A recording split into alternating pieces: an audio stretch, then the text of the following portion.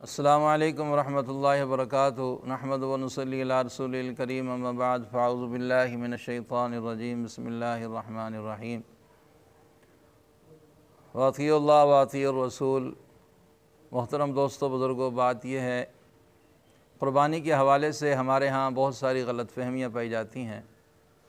عام طور پر ہمارا ذہن یہ ہے، اکثر بیشتر جو سننے میں آتا ہے، دیکھنے میں آتا ہے کہ ایک آدمی صاحب نصاب ہے، صاحب حیثیت ہے، صاحب جائیداد ہے، اللہ نے طاقت دی، حیثیت دی، پیسہ دیا، اب وہ قربانی کر رہا ہے تو اس کی نیت یہ ہوتی ہے کہ جی والد صاحب زندہ ہیں، والدہ صاحبہ زندہ ہیں تو میں ان کی قربانی کرتا ہوں، میں اپنی نہیں کرتا۔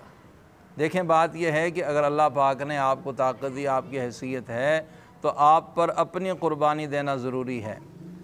آپ پہلے اپنی قربانی دیں، اس کے ساتھ اللہ نے آپ کو جتنی توفیق دی، والدہ صاحبہ کی طرف سے بھی کر دیں، والد صاحب کی طرف سے بھی کر دیں، دادا جی زندہ ہیں ان کی طرف سے بھی کر دیں، کسی کی طرف سے بھی کر دیں، لاکھوں کر دیں، ہزاروں کر دیں، آپ پہ کوئی پابندی نہیں، لیکن اپنی قربانی ادا کرنا، اپنی قربانی ضروری ہے۔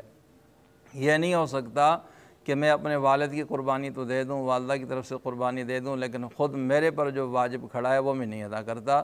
تو بھائیو، اپنی دینی ضروری ہے، یہ مسئلہ صحیح طرح سمجھ لیں، اپنی قربانی دینا ضروری ہے۔ آپ پر اگر فرض واجب ہے تو آپ پر اپنی دینا ضروری ہے۔ اس کے بعد آپ کی طاقت ہے تو آپ 2 کر لیں، 3 کر لیں، 4 کر لیں، جتنی آپ کی حیثیت ہے، لیکن اپنی دینا ضروری ہے۔ اللہ پاک ہم سب کو دین سمجھ کر عمل کرنے کی توفیق عطا فرمائے۔